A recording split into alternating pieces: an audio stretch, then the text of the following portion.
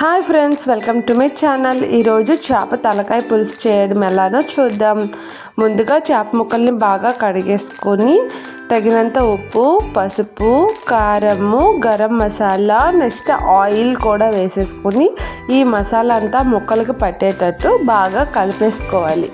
ఇలా కలుపుకున్న ముక్కల్ని 5 to 10 minutes సైడ్ పెట్టేసుకోవాలి.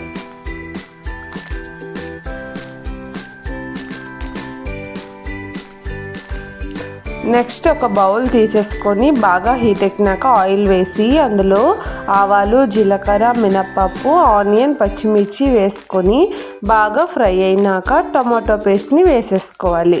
ఇది ఒక 2-3 minutesకి కుక్ అయిపోతుంది. అప్పుడు ఈ టమాటో పేస్ట్కి సరిపడా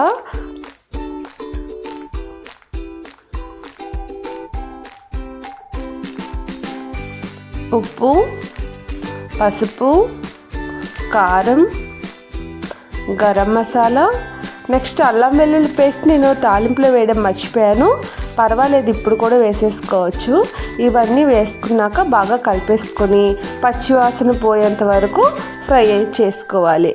ఒక 2-3 minutesకి ఈ టమాటో నుంచి ఆయిల్ డివైడ్ అవ్వడం స్టార్ట్ అవుతుంది. చూడండి, ఇప్పుడు చింతపండు పులుసుని వేసేసుకోవాలి. ఇది కాసేపు మరిగినాక మనం కలిపి పెట్టుకున్న ముక్కల్ని ఒక 2 minutes ఫ్రై చేసుకోవాలి ప్యాన్ పైన. అలా ఫ్రై చేసుకుంటే ఆ చేప ముక్కలు కుక్ అయినప్పుడు ఇరగకుండా మంచిగా ఎలా వేసామో అలానే వస్తాయి అన్నమాట. చూడండి, ఇలా 2 minutes ఫ్రై అయిన చేప ముక్కల్ని ఈ పులుసులో వేసేసుకొని ఇంకాస్త వాటర్ వేసుకొని ఉడికించుకోవాలి. చూడండి, చేపలు ఎప్పుడు గరిటతో కలపకూడదండి. ఇలా కలిపేసుకుంటే చేపలు విరగకుండా బాగా వస్తాయి. సింపుల్గా చేపల తలకాయ పులుసు రెడీ అయిపోయిందండి. కొత్తిమీర ఉంటే యాడ్ చేసేసుకొని స్టవ్ ఆఫ్ చేసేయడమే. ఈ పులుసు కంటే మా వారికి ఫ్రై ఇష్టం, అందుకే తన కోసం కొంచెం ఫ్రై చేస్తున్నాను. అంతేనండి.